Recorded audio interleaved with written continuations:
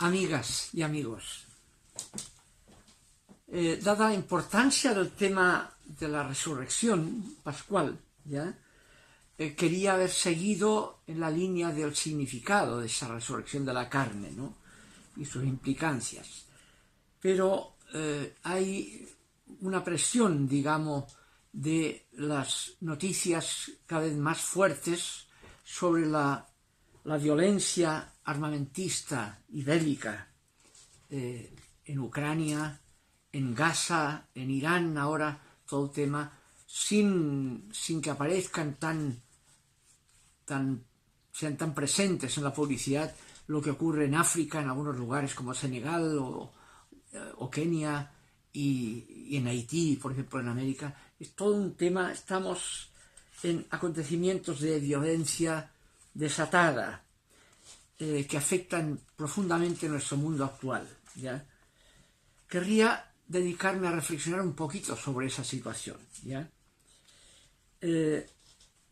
Parece que las muertes ya acumuladas desde la Segunda Guerra Mundial, prácticamente, con todo lo de Gaza, no, la Segunda Guerra Mundial es como 30 millones de muertos ya, mayoritariamente civiles, y sobre todo mujeres y hombres, pero sin ir acumulando tanto tiempo en toda la situación actual de Gaza, de Siria y de Ucrania, ya se acumulan más de 100.000 muertos, también todos, la mayoría civiles, y hombres y mujeres, ¿no? En todo ese tema de violencia, donde está detrás la ambición del poder, se oculta también la forma más casera de este abuso del poder, como ocurre en la misma situación de Israel vinculada al presidente Netanyahu, ¿no? Los manejos ante los tribunales que están ahí pendientes, ¿no? O bien aquí en Chile, en nuestro caso, el tema de los procesos judiciales de abogados de prestigio, un abogado Hermosilla de mucho prestigio aparente, ¿no? Pero que había mucha deshumanización en su actuación y que logró infiltrar el sistema judicial e incluso los altos cargos policiales por sus propios intereses personales, ¿no? Todo eso es grave, respecto a las formas de violencia bélica, la misma ONU, que fue fundada en 1945, al finalizar la Segunda Guerra Mundial, y que fue creada, como dice el Estatuto, para mantener la paz y la seguridad internacional, fomentando entre las naciones relaciones de amistad y promover los derechos humanos. Hoy esa ONU aparece como incapaz de reacción frente a las flagrantes transgresiones del derecho internacional en la guerra. Además hay detrás todo el problema armamentista que está en la base, ¿no? Y que sigue creciendo, como siguen creciendo las muertes producidas por esos armamentos, ¿no? Si quieren, uno se informa de datos, ¿no? En los años 2006, la producción de armas ascendió a su costo a 315.000 millones de dólares, siendo la principal industria armamentista la de Estados Unidos y la de Rusia.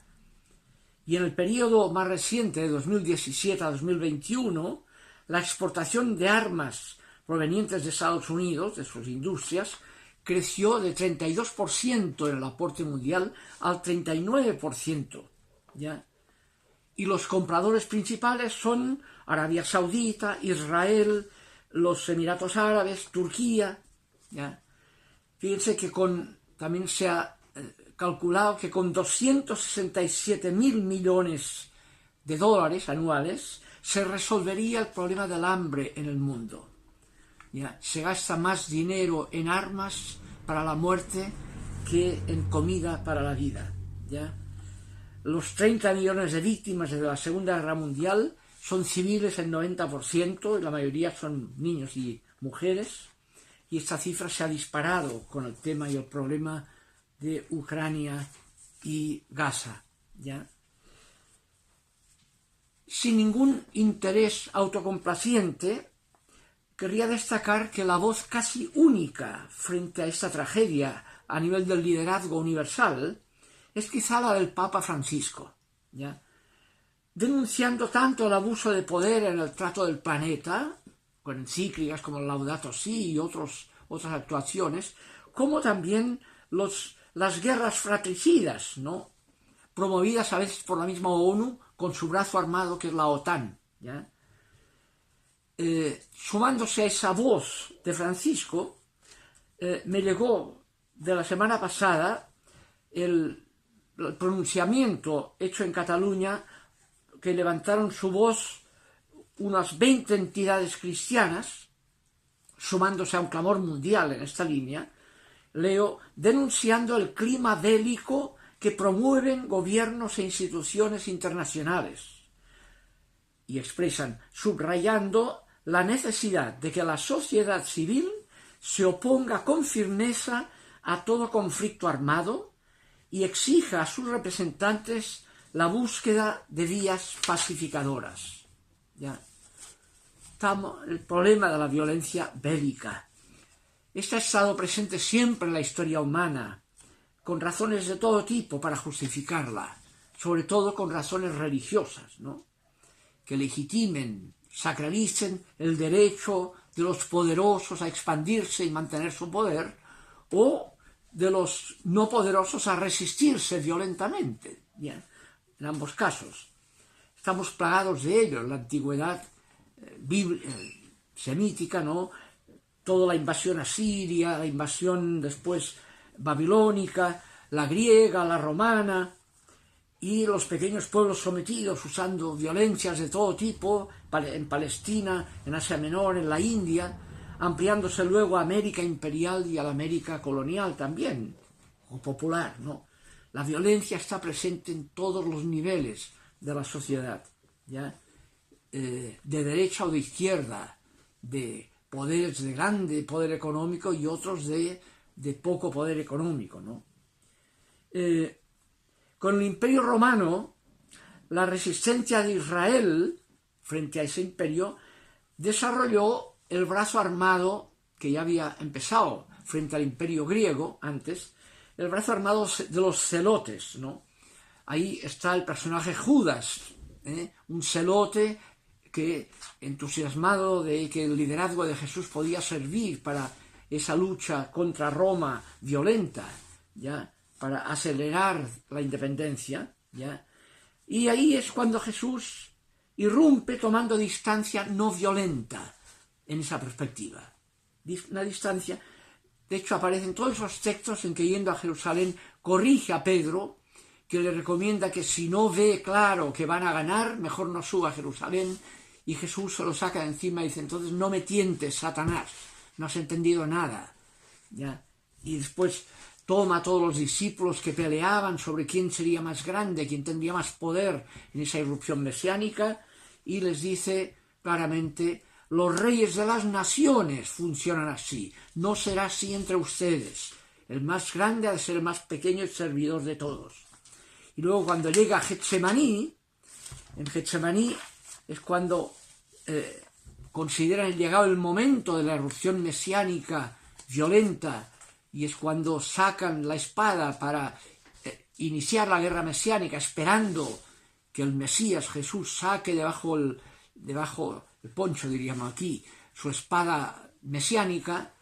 El Evangelio de Juan dice que fue Pedro quien con una espada cortó la oreja para empezar la guerra, y es cuando Jesús le para también la postura de Pedro, cura la oreja de ese soldado que lo viene a tomar preso, y les da la lección. Si fuera ese el camino, me bastaría con las legiones de ángeles, cita. Obviamente aludiendo al texto de Qumran en el manual de la guerra, cuando Qumran, el documento de los esenios, dirá, tú visitas a tus elegidos, que son millares y miríades, junto con tus santos y el ejército de los ángeles, fortificas la mano en el combate, abates a los que se levantan desde la tierra, tus juicios son para los elegidos del cielo. Y dirá después, hijas de mi pueblo, lanzad gritos de júbilo, poneos, aderezaos espléndidamente, dominad pueblos, puesto que Yahvé escogió a Israel para reinar eternamente. Un discurso que mantiene la postura actual ultraortodoxa de los colonos judíos, justificando con esos mismos términos ya el dominio y la usurpación de la tierra palestina sin límite, digamos, y la guerra contra los palestinos para expropiar todo su territorio. Hay todo un tema de utilización de la religión en función de intereses de ocupación que está presente en estas historias. El Islam, por su lado, tiene una tradición semejante, legitimada por el Corán, que marcó toda la expansión islámica del siglo VII y que seguirá después, ¿no? En el cristianismo de Jesús aparece esa ruptura con la postura no violenta y la imposibilidad de legitimar religiosamente la violencia, ¿ya? Aparece claramente contradicho por Jesús, eso, ¿no? En los evangelios, ¿no? Ahora, a partir del siglo, hasta el siglo IV, eso, el cristianismo, una vez comprendió lo que significaba el mesianismo de la víctima crucificada Jesús de Nazaret, como aquel texto que recoge el Evangelio de Juan, capítulo 8, ¿no? Cuando hayan levantado al Hijo del Hombre, la cruz, ¿no? Conocerán que yo soy, o lo que yo soy, por el tetragrama sagrado en griego, ¿no? Conocerán quién es Dios viendo al crucificado, no viendo al poderoso, sino viendo a la víctima crucificada. Y por eso el capítulo 12, versículo 32 del mismo Juan dirá entonces: cuando hayan levantado al Hijo del Hombre en la cruz, atraeré a todos hacia mí. O sea, será el punto en que podrá mostrar que donde hay víctimas, ahí está Dios, no donde hay victimarios y donde hay poder que produce víctimas, violento. Ahí nunca está Dios, aunque ganen, ¿ya? Dios está con los perdedores, con las víctimas, no con los ganadores a costa del poder violento. Ese era el tema gordo cristiano. Esto lo captó en forma muy radical y muy profunda en la tradición ortodoxa León Tolstoy, el gran novelista, ¿ya? Que a partir de esa lectura del Evangelio, él escribió un texto notable, publicado, que se tituló El reino de Dios está dentro de vosotros, aludiendo al texto de Lucas, ¿no? Fue publicado en Alemania en 1894, porque en Rusia fue perseguido por la institución. De hecho, el año 1901, el Santo Sínodo ruso excomulgó a Tolstoy, lo excomulgó. Después, el año 1902 hasta el 1906, rondó siempre la posibilidad de declarar a Tolstoy como Premio Nobel de la Paz, pero siempre hubo problemas debido a que Europa es belicista y por tanto ese testimonio de la no violencia y la no resistencia a la violencia, es el tema de Tolstoy, no cuadraba, ¿ya? Esa perspectiva marca la relación que tiene Tolstoy, ¿ya?, con Gandhi. Gandhi es un personaje que estaba en la misma situación en un pueblo, la India, ocupado por los ingleses, ¿ya? Y había todo un movimiento frente a esa injusticia, de liberación de esa opresión inglesa, de esa colonización, ¿ya? Y ahí es donde se encontraba la doble vertiente, ¿no? La vertiente de resistencia violenta, que había movimientos así, obviamente muy reprimidos por el mundo inglés, ¿no? En Inglaterra que dominaba ahí, y el movimiento de Gandhi de no violencia activa, o sea, de hacer iniciativas no violentas y de no resistirse nunca violentamente tampoco, de una forma que los golpeaban y ellos aplicaban aquello que aparece en Jesús en frases que tomará tal cual Tolstoy del Evangelio, de que cuando te pegan una mejilla, no te devuelvas, para en la otra mejilla. Si te quitan el vestido, regalas el manto. Si te piden caminar 1000 millas, camina 2000. no te resistas, ¿no?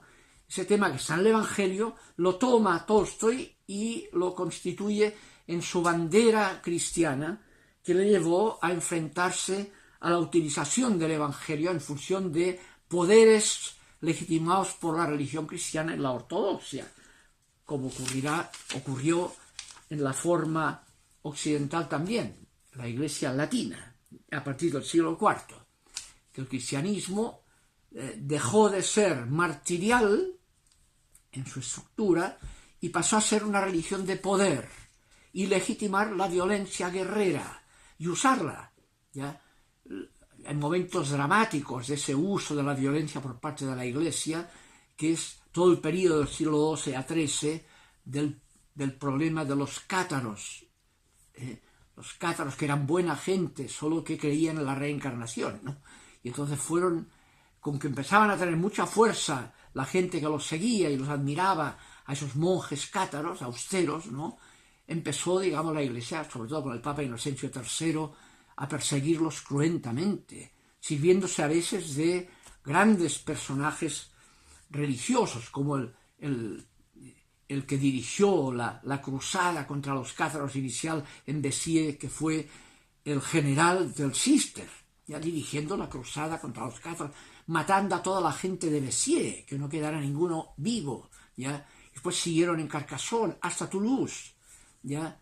Y hasta que terminó con que el Papa Inocencio III excomulgó a Pedro IV porque no quería hacer la cruzada contra su gente, que eran los del Languedoc, los que estaban en el Languedoc, los cátaros, ¿no? Y entonces lo entregó a los franceses, al rey de Francia, y con Simón de Montfort conquistó Toulouse, y en esa batalla para conquistar Toulouse mató a Pedro IV de Aragón y anexionó entonces todo el sur a Francia, ¿no? Con la bendición obviamente de Inocencio III. La conquista de América es también hecha en un tema de violencia activa, de forma de ser muy brutal, como lo fue todo el tema de la Inquisición. Hemos estado constantemente con ese tema, ¿no? El caso de Gandhi es interesante, especialmente ilustrativo, porque Gandhi es krishnaíta. De hecho, es el texto principal del krishnaísmo es el Bhagavad Gita, ¿no? Y ese texto, el mismo Gandhi hizo una versión al inglés y una introducción al Bhagavad Gita, que yo tengo acá. Y en ese texto, los dos primeros yogas o capítulos de los 18 que tiene el texto sagrado del krishnaísmo, uno de los más importantes dentro del hinduismo brahmánico, ¿no? Es cuando el personaje que está en el campo de batalla, ¿ya? Para Arjuna, para emprender una batalla, para defender su derecho a la propiedad que tiene ahí, que le disputan sus parientes, ¿no? Y con que no se entienden a la buena, va a la mala. Hay que hacerlo con violencia para recuperar mis deseos, ¿ya? Y cuando está en eso, dispuesto a la batalla, termina el primer yoga diciendo, el mismo Arjuna se da cuenta, toma conciencia de la barbaridad que va a implicar esa violencia. Dice, qué terrible pecado estamos a punto de cometer, dispuestos a matar a parientes y amigos por la codicia del poder terrenal. Más me valdría que, estando yo desarmado y sin ofrecer resistencia, los hijos de Dhritarashtra me derribaran a mí en el campo de batalla. Perder.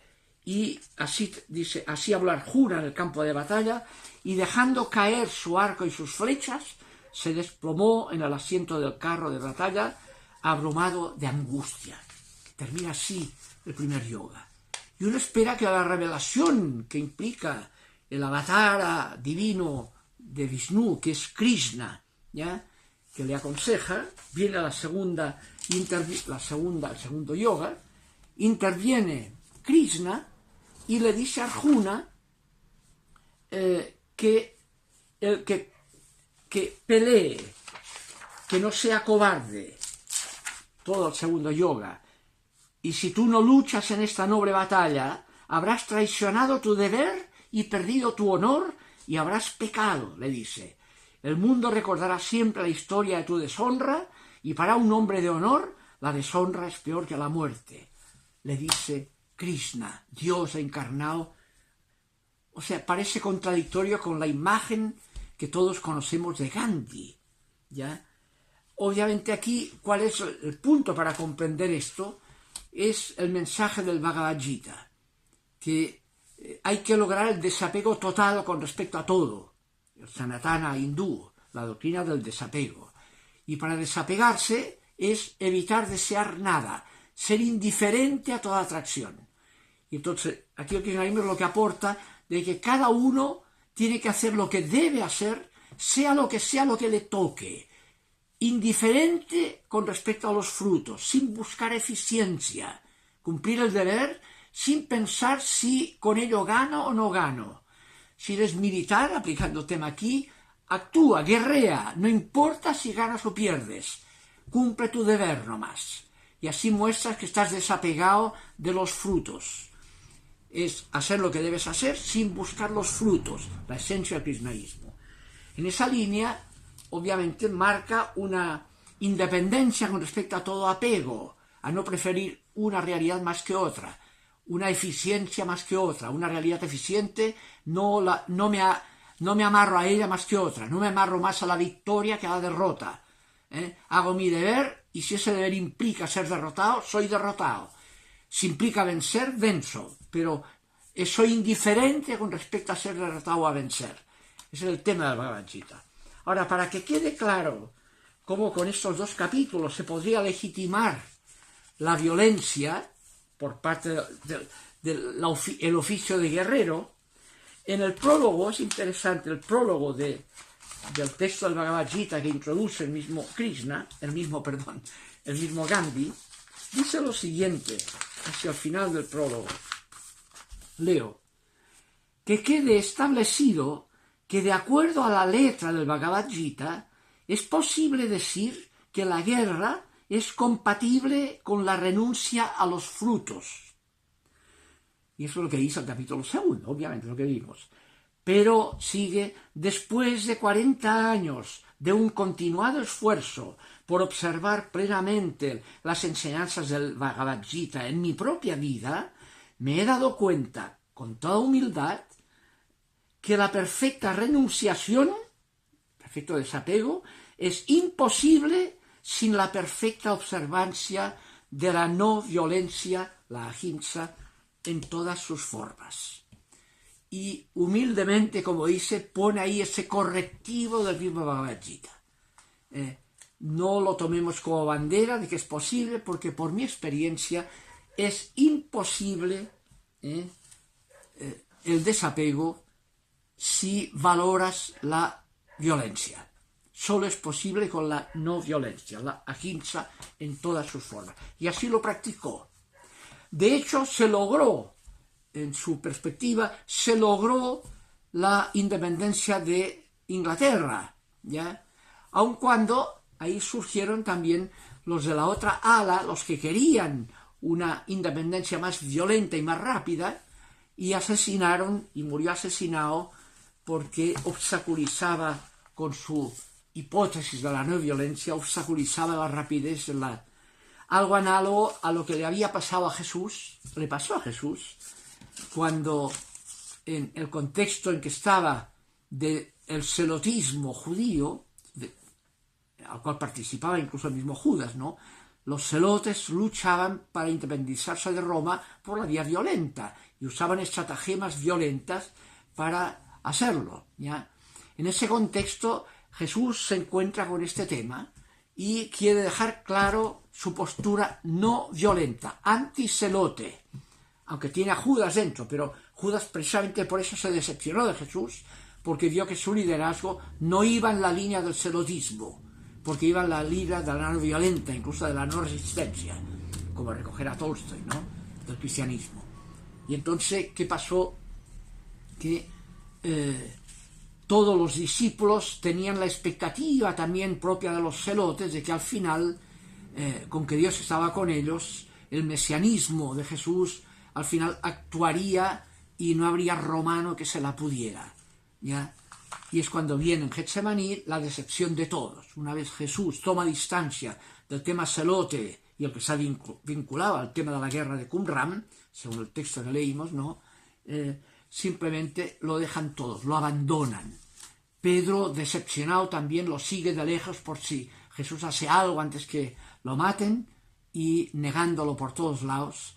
Judas lo traiciona, después se da cuenta de que no era para tanto, que él quería quitárselo del liderazgo, pero no que lo crucificaran, si sabía que era buena persona Jesús, y no resiste, digamos, esa amistad de Jesús, encontrarse con su interés celote, y se suicida, y se explica ese suicidio por la pugna entre dos puntos que no soportó Judas, la fidelidad a la causa celote y la fidelidad a la amistad con Jesús, a quien valoraba de todas maneras, ¿no? Y ese es el final de lo que hay ahí. Entonces, el tema de la no violencia implica muchas cosas, ¿no? Tenemos mucho que reflexionar porque llevamos muchos siglos, desde el siglo IV, en una línea violenta de cristiandad que aparece por todos lados, ¿no? Y tenemos el riesgo, lo que tenemos aquí cerca en Argentina actualmente, el riesgo de Estados Unidos, sobre todo con Trump, digamos, más todavía, de un acento más fuerte todavía en la violencia legitimada por la religión, ¿no? No, el deber ético siempre tiene que ser la buena voluntad, que eso implica no hagas al otro lo que no quieres que te hagan a ti, o ponte siempre en la piel del otro. No es la ley de Lamec, de Génesis 4, ¿no? Aquella ley en que dice, aun cuando Dios quiso proteger a Caín, diciendo, si alguien persigue o hace daño a Caín, le castigaré 7 veces. Y Lamec dirá, pues, si Caín sería castigado 7 veces, si me tocan a mí, yo me vengaré 70 veces 7, Lamec, ¿no? Un poco lo que está pasando en Israel ahora, una venganza lameciana contra Gaza, ¿ya? Y Jesús tomará esa perspectiva y lo invertirá en la línea de la no violencia radical, ¿no? Cuando le dice a Pedro le pregunta, ¿cuántas veces hay que perdonar?